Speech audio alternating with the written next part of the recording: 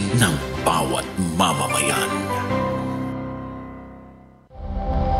Ito ang DCXL News. 558 kHz, 6 na dekadang maaasahan sa balita at serbisyo publiko. Ang himpilan ng RMN Network sa Mega Manila.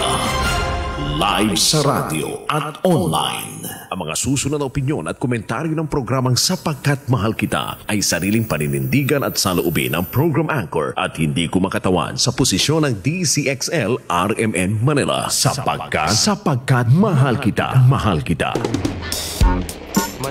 Filipinos in America, kumusta na sila? Ano ang kanilang istorya? Yeah, naririnig kayo, Congresswoman dito sa New York area. Can you hear our audio? Naririnig ko po kayo. Tingin ng boses, pananaw, saloobin ng mga kababayan natin nasa ibang bansa sa iba't ibang issue sa kanilang pinakamamahal na bayang Pilipinas. Saan kukuha ng ikabubuhay ang mga mahihirap na ito? Sapagkat Mahal Kita, kasama batikang radio broadcaster na si Don Lino Celie mula sa Amerika. Maririnig ng live sa WRMN New York, USA at worldwide sa pamamagitan ng Facebook. Sapagkat Mahal Kita. Sapagkat Mahal Kita. Tuwing linggo, alas 10 hanggang alas 11 ng umaga. Dito sa Himpilang Extra Large sa komentaryo DCXL 558. I'm coming home to stay. Nilayasan, iniwanan na. Itama ang inyong mga orasan sa Luzon, Visayas, and Mindanao. And sa Metro Manila, 3 minuto makalipas ang ikasampu ng breakfast. That's right. At dito sa Estados Unidos ng Amerika, sa Metropolitan New York, New Jersey, Connecticut, and Pennsylvania, 3 minuto makalipas ang ikasampu ng gabi, hapunan, sapagkat 12 oras ang pagitan nyo riyan. Sunday, dyan sa inyo, Sabado rito, ano ang pinaka mababagsik na mga happenings? Well, first of all, dito sa Amerika, kami ay nag-observe at the same time ay nagkakaroon ng selebrasyon sa Memorial Day weekend. That's right. Yan katumbas noong kumbaga sa Pilipinas yung All Souls Day. Ang mga pamilya na merong mga kamag-anak na napalaban sa digmaan, sila ay tumutungo sa puntod ng kanilang mga mahal sa buhay at nagbibigay ang military ng Amerika ng mga exhibition, ng mga eroplano at ng samut-sari. Pinahihintulutan ang publiko na pumasok sa mga military bases on a limited scale, of course. Ako mismo ay sumasaludo sa lahat ng mga pamilya na napasubo sa labanan ng World War I, World War II, at sa Vietnam at sa iba pang mga digmaan na pinasok ng Estados Unidos ng Amerika. Ngayon, diyan sa inyo ang mga nasasagap naming balita rito sa Amerika. 2 magkaakibat Miss Cindy Gonzales. That's right. Ang numero 1, dahil maraming followers itong naging Senate President na si Mitch Zubiri, tinatanong ng napakarami dito sa mga usap-usapan dyan sa kanto't kanto ng Amerika, ano ang nangyari? Bakit tinanggal si Zubiri? That's right. At yung isa, ano na ang naging kahinatnan ng mga tanungan sa Senado tungkol kay Alkalde Alicia Go ng Tamban, Tarlac. Well, malalaman nyo rito ang mga update at ang mga personalidad na magsasalita. Hindi yung mga napupulot-pulot kung saan-saan dyan, kundi sila mismo ang inyong mga maririnig.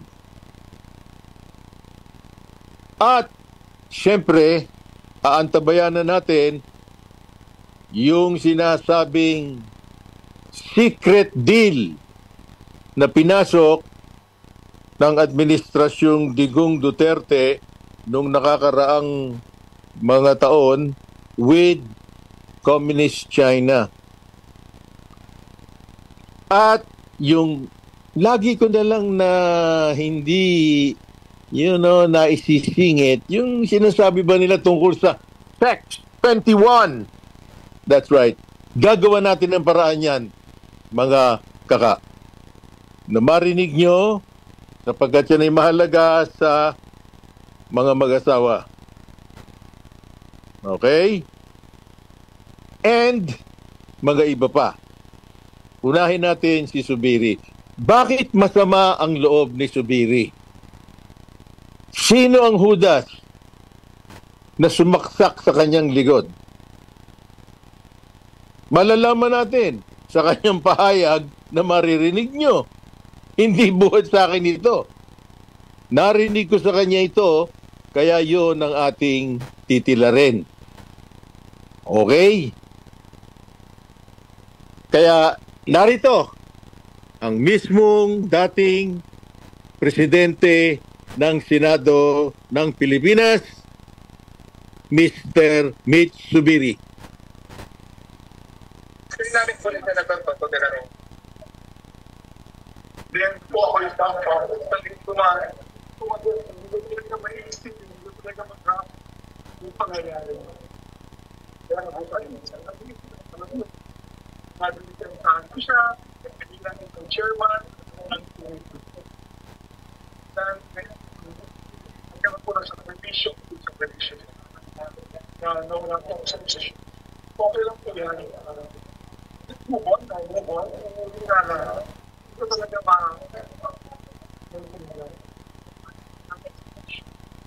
hindi ko sa mga ito, so, medyo masakit. Ito, very sure, so, yun talaga, parang kumaintindihan. Ang point na ito, hindi pa talaga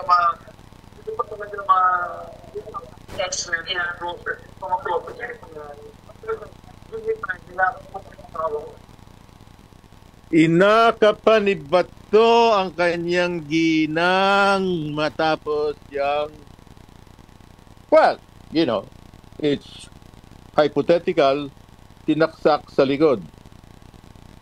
Anyway, kasi yung talagang nangyari sa tanungan doon sa komite na ang chairman ay si Bato, naging talagang katawa-tawa. Hindi ko na isa-isahin sa inyo. Pero, bagamat marami nang nagsasabi na papalitan si Zubiri, sa mahabang panahon, hindi naman pinalitan. Dahil sa chacha, sa initiative na pagpapalit, pag-aamyenda ng konstitusyon, and all that. Pero ang talagang, kumbaga, pako na talagang inihampas sa kamay ni Zubiri nang nagkawindang-windang at napatarantado at naging katatawanan ang komite ditong si Bato de la Rosa. Ewan ko kung itutuloy pa yan dahil pinakawalan na eh. Yung karambas na si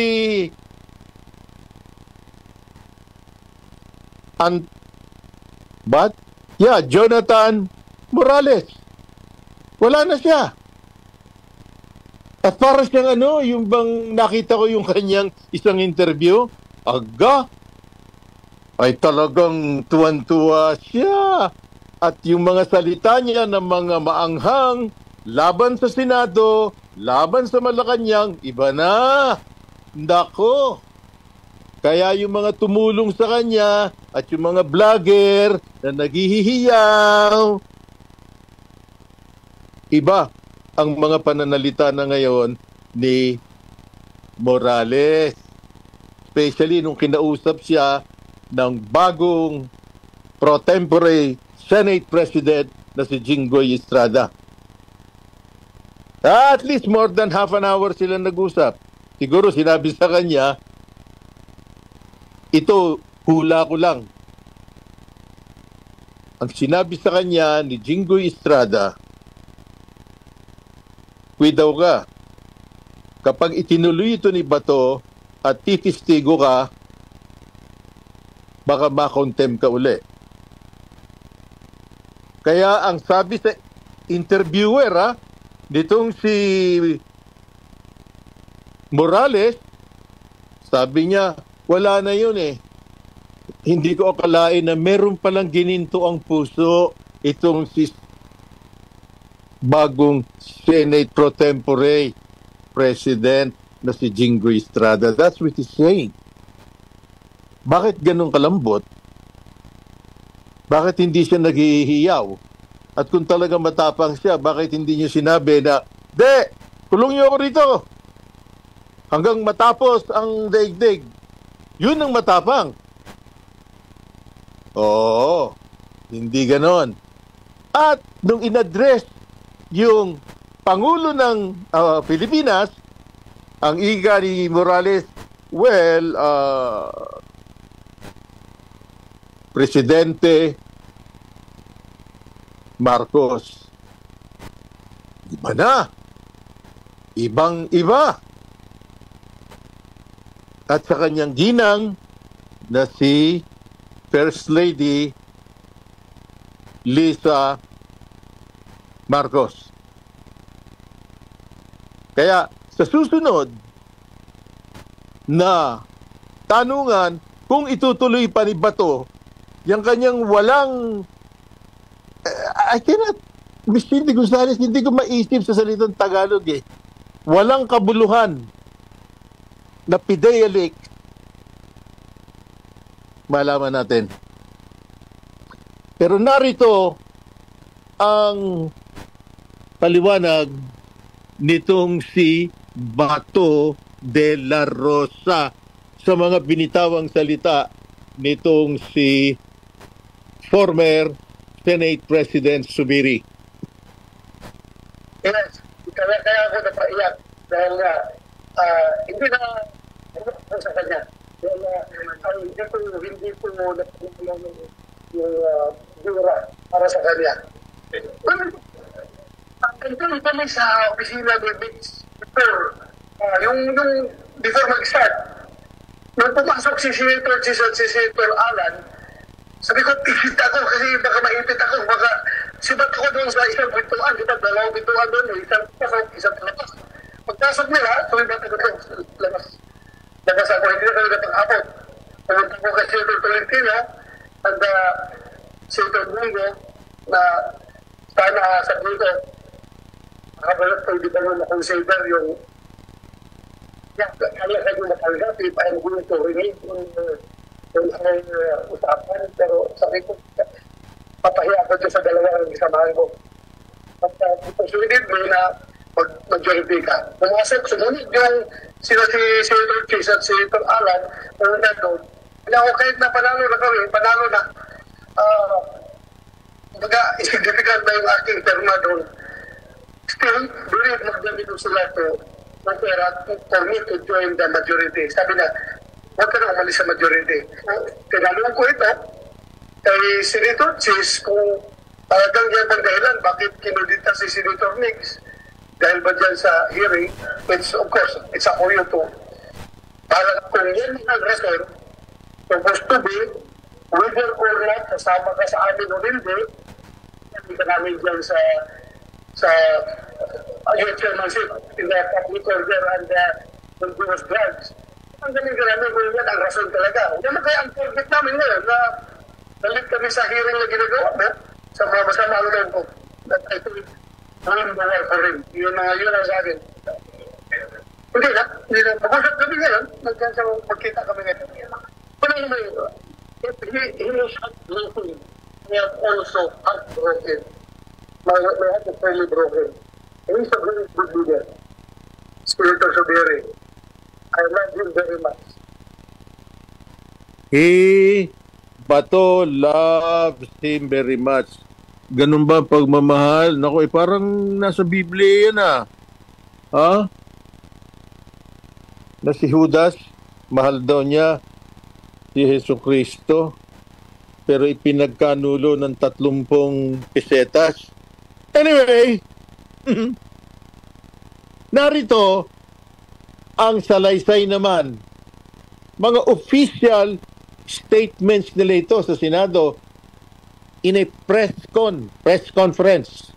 Narito si Escudero matukol dyan sa nangyari sa PIDEA Leaks na sinasabing ang tunay na sumiklab kaya na-terminate o natanggal sa pagiging Pangulo itong si Mitch Subiri.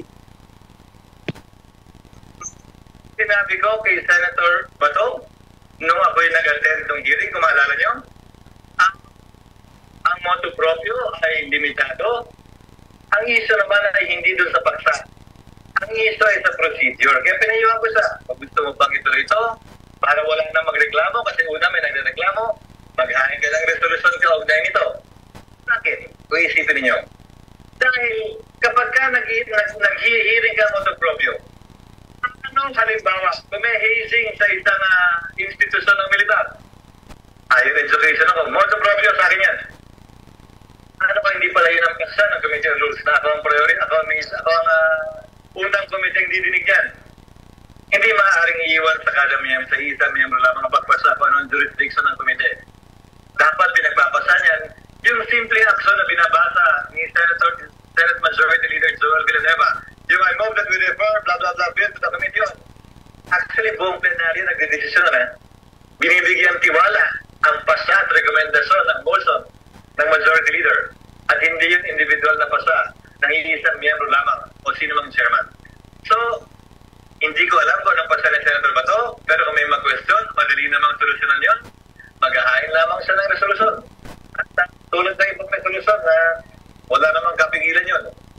Dahil nga, kung babalik na naman ninyo, tingnan nyo yung rules ng Senado, inimbento ang motu proprio. Dati ang may motu proprio lamang ay Blue Ribbon Committee. Yan daan ang motu proprio dahil may mga pagkakataon na may nangyari habang naka-reset ang Senado. At kung Blue Ribbon lamang ang may jurisdiction, paano naman yung ibang komite na may importanteng dapat dinggin? Yun ang rason kung bakit inamyendahan yun. Pero by tradition and practice din, matapos mag-hearing, habang recess nung nag-resume ay naghahain na ng resolusyon. Dapat lang. Approved. That's right. Maliwanag yung pagkakasalaysay nitong si bagong Senate President Chis Escudero. Marunong yan. Gawa ng veterano na yan sa pagiging mambabatas at siya ay isang kilalang mambabatas at abogado. That's right. Ngayon, kinukuha lang natin ang mga opinyones ng ating mga personalidad at dito mismo sa sarili nating network. At binabati ko nga pala si Rod Marcelino ng Usapang Batas. Narito si Attorney Claire Castro and si JP, that's right, nang tinalakay nila kung bakit nagkawindang-windang ang komite nitong si Senator Bato. chief, marami na kasing pumupuna kay Senator Bato na para bang si Senator Jinggoy. Oo. Based sa kanya, sarili niya, sa mga dokumento mo nakuha niya, liar, si Morales. Oo. Kumbaga walang, yung sinasabi niya, parang ang dating, basura. Oo. Pero bakit nagtutuloy-tuloy? So, hindi lang mga senador na nakapuna dyan. Pati sa House. Napuna din. Napuna yun napuna na yung nangyayari. Tuloy, na bibigyan ng kulay, Senator Bato. Oo nga. Diba? Doon sinasabi naman niya na hindi po ito. Oo. Pero malayo kasi, malayo na hindi isipin. Kasi attorney kayo, tuloy-tuloy pa rin po. Pero pasusunod na hearing. Pero na siya, di ba? Sinasabihan na Sinabi na na walang dokumento. From the PIDEA mismo po, Philippine Drug Enforcement Agency. Ano ba muna yung title niya? PIDEA leaks. Ibig sabihin, nag-leak daw mula sa PIDEA. PIDEA ang nagsasabi na kailangan Ang problem is walang dokumento. Kahit naman tayo, si Rojate kasama ko noon Inisa-isa ko na parang hindi siya totoo na dokumento. Tapos may si Senator Bato na kasi dun sa kulay, luma siya. Na masasabi na luma na yung papel na hindi nakikita yung original. Ang nakikita niya lang, screenshot. Ay, hindi pa yung mismong papel Oo, yung screenshot na isang Xerox photocopy. So, kahit yung photocopy partner, malalaman pa rin. Hindi mo na lang kung photocopy. Tapos yung original. Oo, tama. Diba? So, kung wala yung original, photocopy yan, diba? Tapos dinideny ng PIDEA. Kasi ang daming binanggit ng PIDEA na imposible mag-ground sila. Kasi yung number yung numbering, yung series ng control number nila, na parang isulat, supposed to be talaga merong operation. May magkasunod na say 11, tapos na 12. Na 00011, 00012. Ganon, partners. Hindi siya pwedeng pagitnaan ni Jonathan Morales. Paano naman, may pinakita rin sila blatter. So, yung meron silang parang sa mga pulis kasi hindi ko alam yung papel ng PIDEA ko. Meron sila isang malaking parang logbook. Dati nilalagay, may mga entries. So, wala. Yun na importante kahit sa ang laban, di ba? For the grand support. Nakisulat man lang, di ba? Kasi kung hindi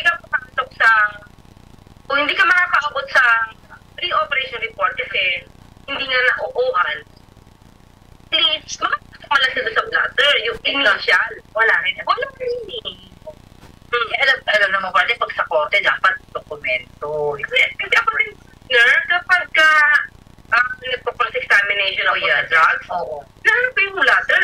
Kasi kahit blatter, kahit hindi nyo sabihin yung pangalan, pag wala na-i-present na yung blatter, attorney clear, questionable talaga yun. Nakakatahan noon mga kayo pala. Kaya kung walang tell mo na sa PIDEA, ano pa yung ihihiring nyo na PIDEA leak? May nag-leak kung wala nga dokumento from PIDEA. So, anong may tatawag natin sa nangyayari sa Senado? Wala lang. For me, huwag naman ikalulungkot ni Senator Bato. Sumakit kasi siya sa issue ng pulburon. Diba? Sumakit siya sa issue ng pulburon. Dapat, tingnan muna talaga yung evidence niya.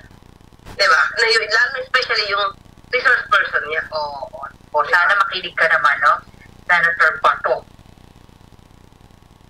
Well, hopefully, at sila ay magkaroon ng consensus dyan sa Senado na wag na sanang maglalagay dyan ng mga tanungan na ang mga taong bayan ay nagkakaroon ng ibang pananaw tungkol sa mga gawain sa Philippine Senate.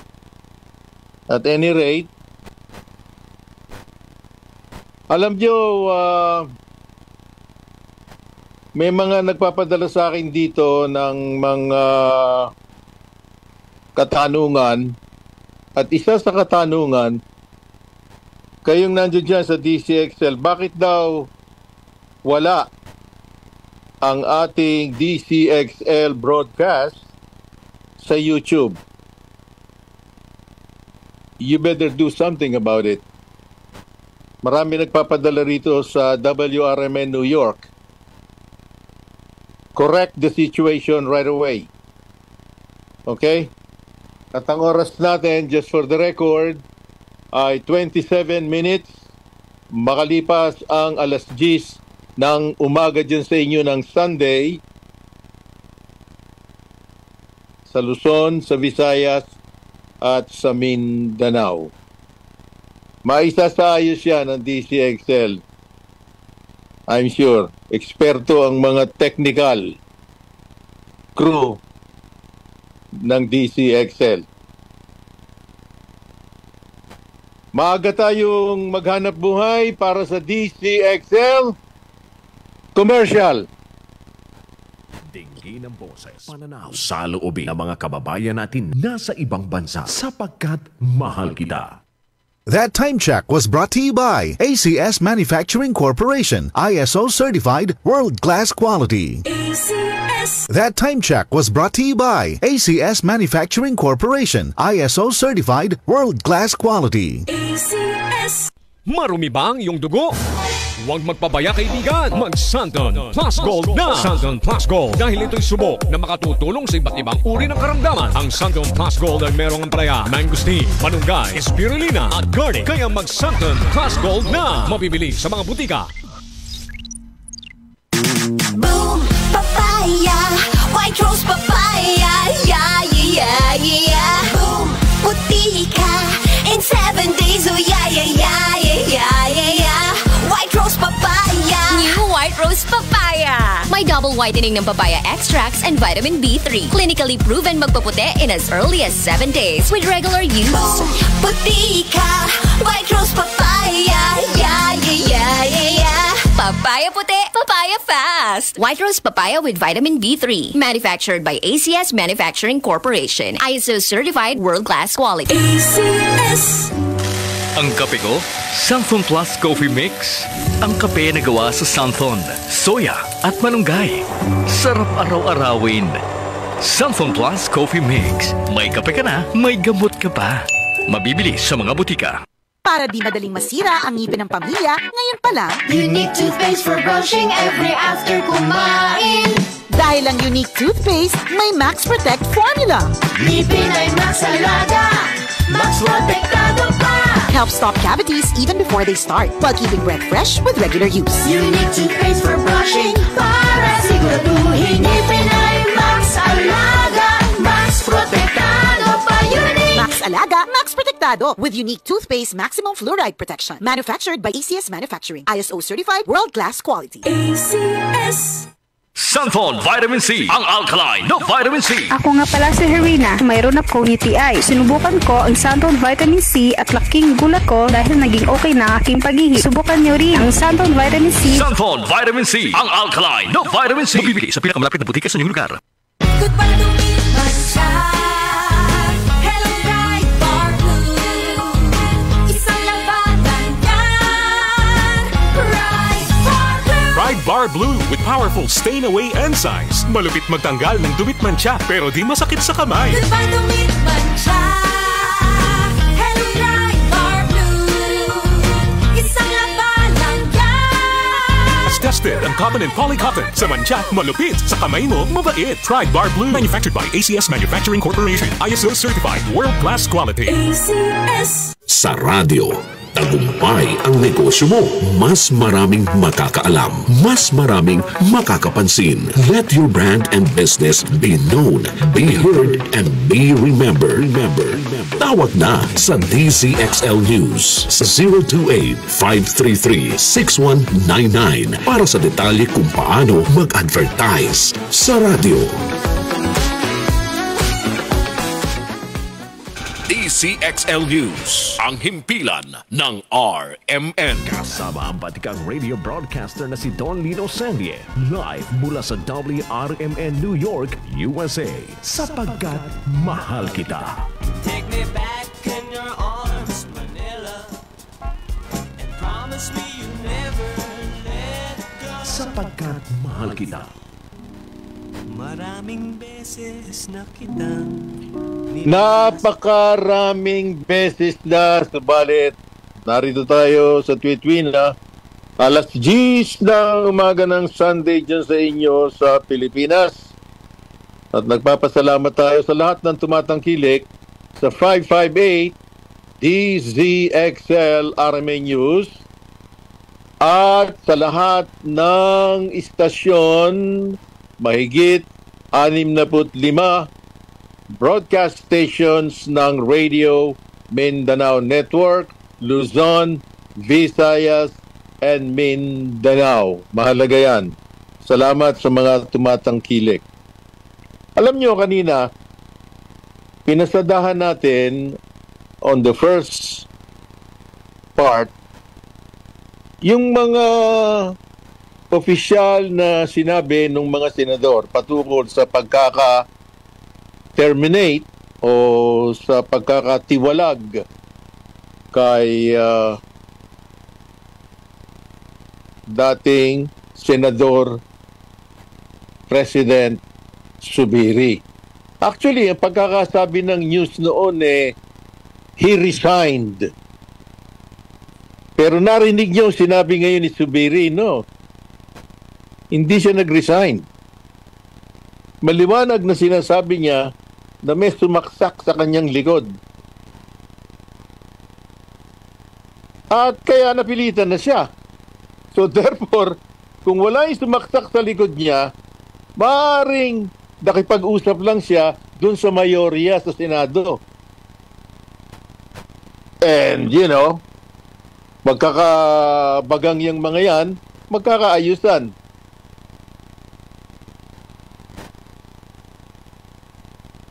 Pero yung mga vloggers, yung mga matatabil na mga vloggers dyan sa internet sa inyo, makinig kayo. Darating ang panahon, lalo na ngayon, inaayos na sa iba't ibang panig ng makademokrasyang bansa na ang mga magbibigay ng opinyones sa internet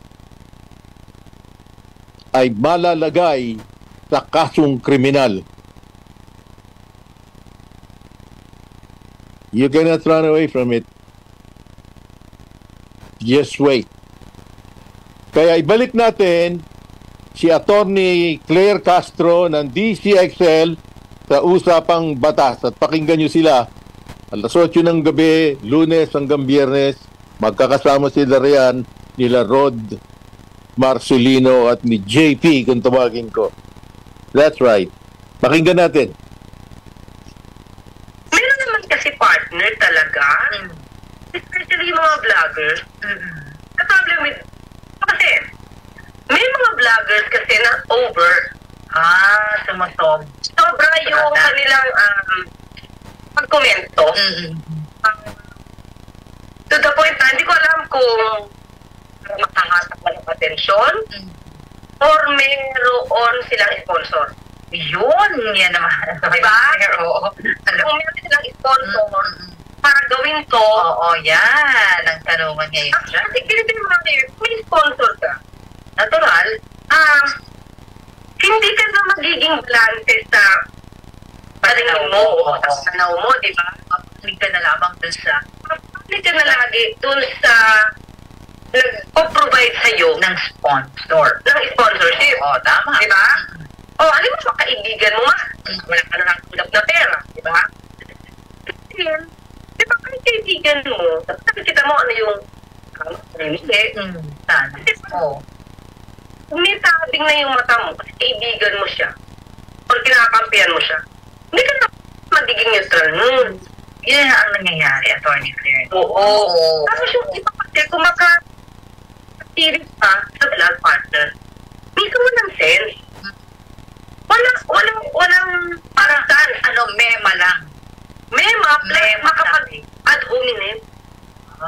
malalim yun, attorney. Ad-hominem, naisip na. Sinahin nila yung itsura ng tao. Ah, diba? Oo. Dali mo, ito. Ako. Dali mo, ito. Hindi. Kaya bigyan niya na. Tapos meron laking sound. Oo, ganyan nga sa mga. Oo. Kaya sabihin nila, ito mo. Si Atty. No case to. Tapos may tawa. Sabi ka lang, di ba nila nalaman kung talagang no case si Atty. Wala silang personal knowledge about. Hindi dapat ganun yung labanan. Diba? Kasi ako, halimbawa, ako partner. Dahil siyempre meron akong tinatamang iba eh. Ito talagang iba. Kasi yun yung pag-analisa ko. Opinion mo yan, hindi ba, attorney? Opinion ako, partner. Never naman akong gumamit ng ad-hominem. Halimbawa, sabihin ko, itong vlogger na to, ugto eh. Ito ko naman. Tapos, tingnan mo itsura niya. Hindi ako ganun eh. Ikaw ay nakamakapoko. Focus ako sa issue. Okay. Diba? Hindi ako mag-a-ad-hominem na sabihin ko, ay, malamang wala tong kaso, kaya ito nagbablog. Hindi ka na nakatuon dun sa... Hindi ka na nakatuon dun sa issue. Oo. Sinisira mo yung tao. Ma-discredit mo doon sa mga viewers mo. Oo. Diba? Mali. Which is, ikaw hindi ganun, attorney. Kasi yung pag-vlog mo, may magagamit ng utak mo. Ang ginagamit. Either, doon mo lang nagdalihin, makakuha ka ng views, pero hindi mo pala nadidibang yung tao na sinocontent mo. Yun, ang sa issue. Kasi, about, hanggang kaya, nag-vlog ako, meron akong pambaksak na ebidensya. Diba? May backup ako na ebidensya. Yung ibang vlogger, makasalita lang. May mga lang, attorney. May content lang, no, attorney? Masira nila, yung nagbigay ng opinion, doon sa sponsor nila. Okay. Diba? Hindi, tayo partner. Miyembro tayo ng KPP. Yung iba kasi mga vloggers partner, okay naman eh. Makayos eh. Pero meron sumusobra, pati yung pagmumura. At bakit siya magmumura ng PI? Sama ng mga salita nyo. Parang wala na kayong pinag-aralan yan eh. Bakit yan yung dadaanin? Huwag kayong magkita ng ganun huwag kayong magkita ng ganun expression. Dapat, doon tayo sa issue. Focus sa issue. Kasi social media, tingin mo ba merong napupulot sa'yo, especially kabataan? Hindi ba gagayahin ka na? Gagayahin. Minsan ka lang ipag-reaction. Pag mamaliit mo doon sa tao, yung na hindi kasama sa issue. Uy, napakagrabe naman ng epekto ng social media ng mga kabataan. Ano yung nakikita nila, ginagaya nila. Attorney. Ingat po tayo. So, yun lang yung sa akin, di ba? Nagawa kayo ng content, see to it, may pambaka kayo. Saka huwag kayong maninira lang. Just for the sake na maninira kayo, yung personality ng tao, issue. Mas huwag kayong gagamit ng love emoji na parang to the point na tatawanan yung personalidad ng taong binabatikos nyo. Huwag yun. Tuloy tayo sa ano, utak na magtabanan, di ba? Huwag kayong maninira ng hindi nasakop ng issue. Di ba? Yan. So yun. Approve! Attorney Claire, usapang batas with Rod Marcelino and JP. Paalala lang. Ang ating WRMN New York, USA, lalo higit sa pinakasikat dyan sa ating impilan. Walang ibang mga kasama kung hindi si Don Lino Silvia. Ay, bata pa lang ako. Hindi na ganun si Don Lino. Oo. Tignan ko na siya. Si Don Lino. Oo. Sa WRMN New York, ang himpilan natin sa Estados Unidos. Feeling na gan. And gusto ko yung mga views niya. Sa mga napapanahong usapin. Thank you sa mga suki natin dyan. na nakikinig sa WRMN New York kay Don Lino Serye.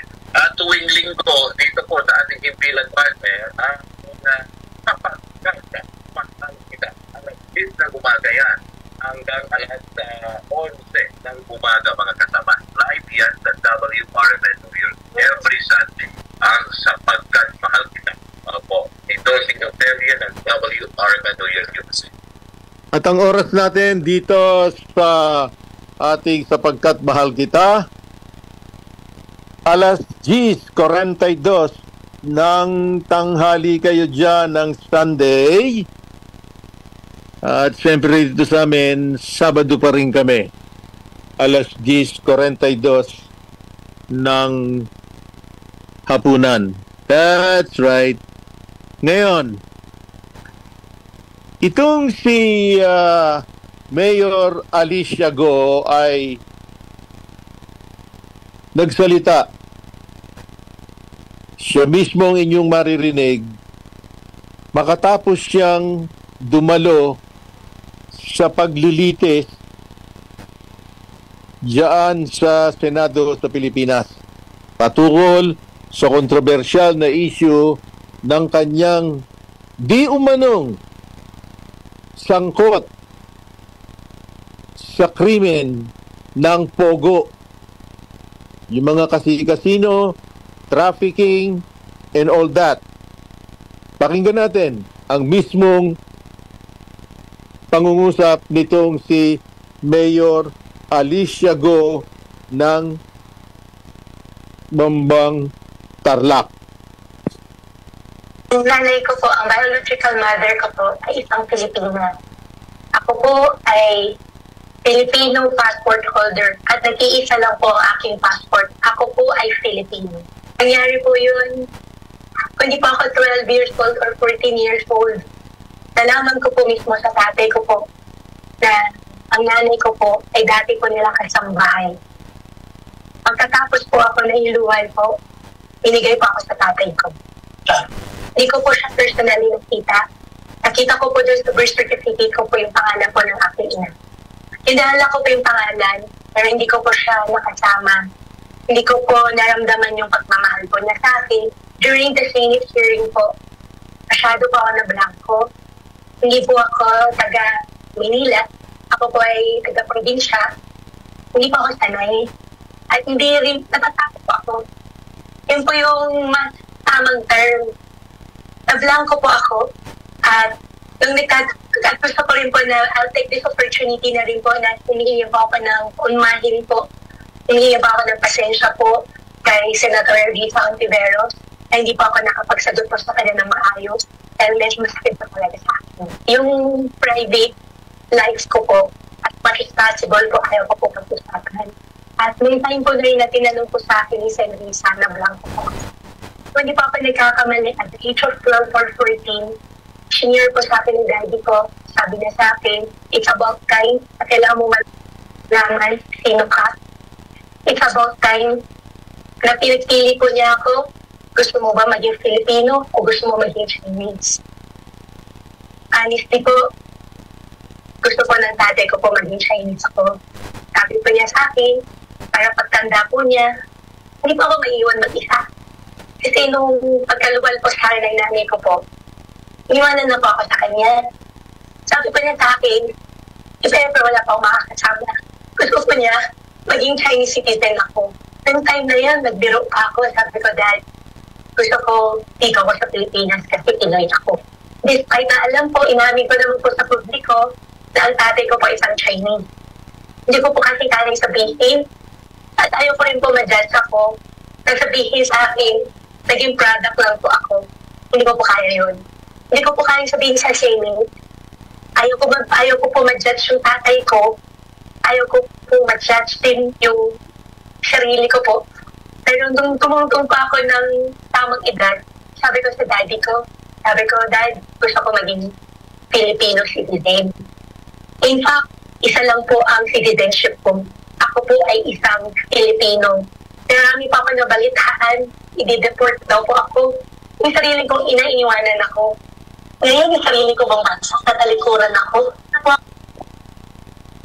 Mayor Alice Go ng Bamban Tarlac sa Pilipinas.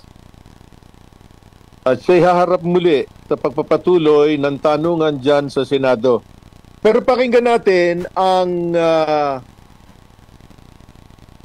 opisyal na salaysay nitong si Chis Escudero na bagong Pangulo ng Senado. Patungkol dyan sa issue na yan. Bilang lawyer, dubious ba talaga yung dating itong si Bamban Mayor Alice Go? After sa hearing, lumitaw na questionable yung kanyang birth certificate. Oo, pero para matala nga rin tayo, pero yung presumption ay nananatili pa rin. Siya'y nakatakbo, siya'y registered voter, may passport siya, na Pilipino siya, nasa nagsasabing hindi, napatunayan niya. Para klaro, pwedeng mag-question ng kanyang citizenship, qualification bilang mayor sa pamamagitan ng co-warrant to case ay ang Solicitor General lamang. Walang kapangyarihan ng COMELEC, i-disqualify siya sa puntong ito. Kung isa-suspend ba siya ng DILG, hindi ko alam kung anong rason, baka sabihin na, tingin nila hindi sa citizen, so dapat imbestihan doon. Imbestihan din yun. So, sir, kung napalik dalawa ninyo, di ba sabi, hindi daw kilala yung nanay, ang Chinese and tatay. If you remember the case of Senator Grace Poe, it was a decision of the Supreme Court about being a foundling. Sa kaso ng Senator Poe, hindi nga kilala yung nanay at tatay, di ba? That's why founding. And she was adopted by her adoptive parents, Fernando Poe Jr. and Susan Rosas. But the Supreme Court declared presumptively that she is a citizen. Kasi hindi mo pwedeng i-deprive ng citizenship. Diba? Yun ang sabi nila. So, may analogy, ito may passport. Di Senator na, Grace, ginamit ka namin person niya sa kaso na may passport, may ID, may license, may ganun. So, wala ninyong hindi. Hindi pwedeng, hindi namin alam kung sino, kaya siguro Amerikano yan. Hindi namin alam kung sino yung nanay, tatay, Chinese siguro yan. There's a basic principle in law. He who alleges must prove the same. Yung nag-allege na hindi, dapat patunayan. Tumapatunayan, hindi dapat sigalit. Kasi may mga yesterday, si Senator Ligarda was telling Mayor Go not to convince everybody that she's a Filipino. So you're saying it's the other way around. The people accusing her should convince everybody that she's not a Filipino. Let me say it this way. The burden of proof is on those saying she's not. Kaya na sabi ng COMELEC, ministerial ang pagtanggap ng certificate of candidacy. In fact, sila ba namang disqualify? Kasi pag meron ng COMELEC mag-disqualify, kasi pag may hindi gusto ang administrasyon, di-disqualify nila. So, ano mo niya? Puntuloy ka na, manalo na, pamado na. Ang bonay nasa kamay na ng Solicitor General. Mag-hain ng warrant of petitions sa Korte, questioning her citizenship, questioning her qualifications, and prove in court that she's not qualified. That's all I'm saying. But the DILG can suspend her dahil ang requirement ng administrative case lamang sa isang mayor ay preponderance of evidence ng mas uri ng ebidensya. Kumpara sa ebidensya dapat ibigay kaunay sa pagkabaligtad ng pagiging Pilipino ninyo. Sir, ang main issue pa rin kay Mayor Go yung kanyang involvement sa POGO operation at ilang mga questionable business. Gaya na nasabi ni Paolo Marcos, di ba? Nirate nga nila. Ang palagi ko lang tanong, ha? Sa dami na nirate, bakit ba wala akong nakikita ang nahuhuli? Bakit wala akong nakikita ang nakakasuhan at nakukulong? Kung may ginawang krimen talaga yung mga yan, bakit deportation lang ang solusyon? Bakit walang kaso? Asan yung criminal case? May nagpapatakas daw. Ang punto ko nga, illegal ka mo. Diba? Bakit puro deportation? transportation ng dulo, walang gasong sinasakpan dito pag may makulong. So kung meron man, sampahan ng kaso. Kung illegal na power, may kinalaman sa dapat din sampahan ng kaso. Marahil, yun ang mas malakas na kaso para suspindihin siya. Preventive suspension man lang. Kesa yung citizenship na dapat ihain ng Solicitor General's Office. Yun na, walang nahuhuling malaking tao kasi sinasabi nakakatakas and all, yung helicopter. So tingin nyo, bakit ganon? Maraming nilay ng polis sa Bureau of Customs na nag-holding ng bigat. May nakita ba kayong ginasyasampahan ng kaso maliban sa pulis at pinante sa bodigero na maliwanag na hindi naman sila may ari nun. Sa droga na lang din, yung driver lang, yung nagatid lang ng kotse, nag-drive ng kotse. Hindi ko sinasabi. Hindi naman pwedeng may crime pero walang criminal. Dapat sa yun. Ano bang pwedeng gawin patas dyan para masiguro na meron mauhuli o paano sila ito sa... Hindi yata kami pwede magpasa ng batas na gawin niyo yung trabaho niyo eh. Ang nagpasa na naming batas ay pag hindi niyo ginawa, merong kapalit na kaso o parusa. Either under the Administrative Code, Code of Ethical Standards, or under the Anti-Graft Law. Pwede lang may isa batas ay yung parusa kapag lumabag kayo sa tungkulin nyo. Pero kahit anong batas siguro ipasa namin na gawin nyo yung tungkulin nyo, hindi ubra maliban na lang kami penalty at mahuhuli. Approve! Senate President Chis Escudero. Iba ang kanyang pananaw. You see? Iba. Ibang-iba. At mukhang ang sinasabi niya rito, huwag mag-assume kundi sumunod sa batas. And I think I go along with that. Right? Dahil kung hindi, parang hearsay yan. Chinese siya. Siya, Slovenian or whatever, pero anong katibayan? Kailangan i-prove mo yun.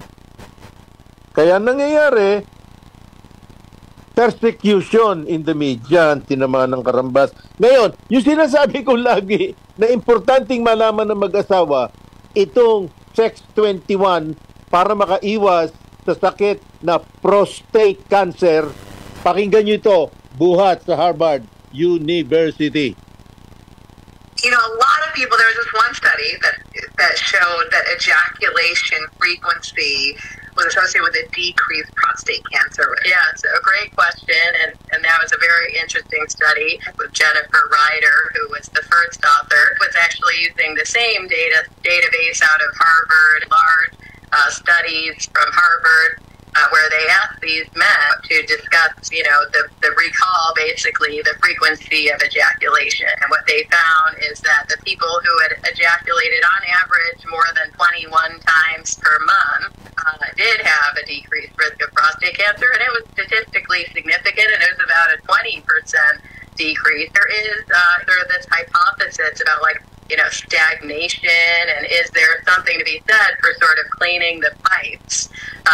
Now, that study did not delve into, the type of activity that preceded the ejaculation, how they were ejaculating or what type of sexual activity was involved. But it does appear that, cleaning out the tubes, may be associated with a reduced risk. Now, that being said, these are observational studies, so it could be that there is some other factor that is different about people who ejaculate more than 21 times per month. Now, this is a very well-established study that this came out of, so they collect data on a lot of different factors, so certainly the researchers did their best to, take into consideration as many things as they possibly could in this analysis, but needless to say, so I think a take-home message could certainly be higher ejaculation frequency may have some sort of beneficial relationship with prostate cancer. However, that may be accomplished.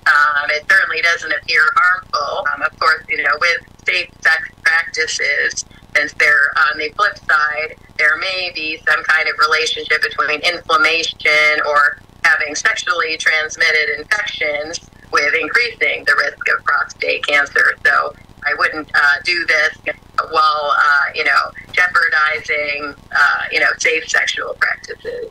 Yeah, so ultimately, if you ejaculate more than 21 times a month, it may help you. So by all means, go ahead, as long as you're safe. Yeah. Well, 21 beses daw sa isang buwan.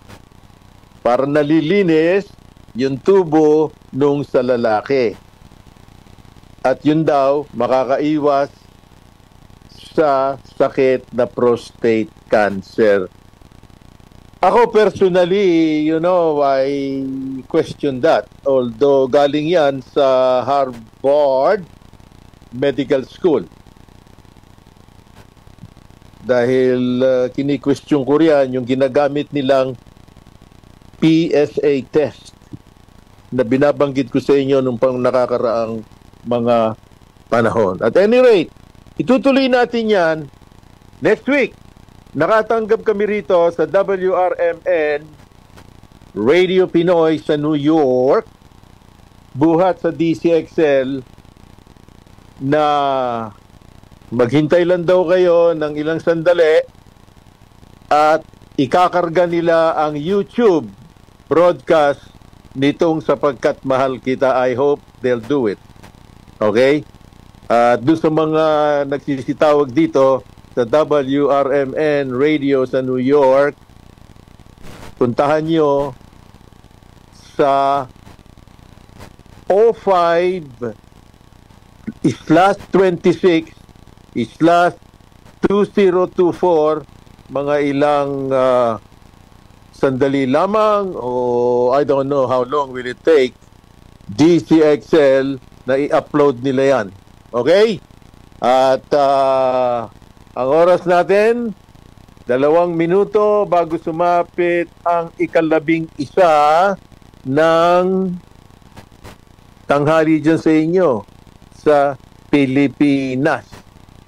At dito, 10:58 ng gabi ng Sabado. We are 12 hours difference sa Metro Manila, Luzon, Visayas, and Mindanao. 10:00. Babalik tayo sa himpapawid ng Pilipinas Sunday ng umaga. Huwag niyong kalilimutan yan, sapagkat mahal kita. Ngayon, itong mga napag-usapan natin ito, meron pa itong part 2. Sapagkat sa isang linggo, ibubulaslas ko dito ang isang bunganga ng isang babaeng vlogger dito sa Amerika dun sa sinasabi nila Attorney Claire Castro sa usapang batas. Ang kabastusan, ang ginawang paglalait na walang kabuluhan, malisyoso laban sa pro tempore president ng Senado na si Jinggoy Estrada. And I think Jinggoy Estrada, kung ikaw ay nakikinig, kung ako sa iyo, sampahan mo ito ng kriminal na kaso. Sapagkat dyan sa Pilipinas, ang inyong batas sa defamation, libel ay kriminal. Dito sa Amerika, it is only civil. There is no such thing as criminal. Kaya yung Judas na matabil ang bibig, na panay kabastusan ang sinasabi niya laban sa iyo, pati ang iyong pag-aari, pati ang iyong mga kamag-anak, dapat bigyan mo ito ng leksyon. Kung hindi, mawawalan ka ng kredibilidad dyan sa Senado. I'm referring to you, Senator, Senate Pro Tempore President Jinggoy Estrada. Balik tayo dyan sa DCXL. Linus Tegi po. Back to you. Sapagkat mahal kita. Maraming beses na kita Sapagkat mahal kita. Tingin ang boses. Pananaw salo. Sapagkat mahal kita. Ibang pinuntahan, parang babaeng ang hirap talagang malimutan.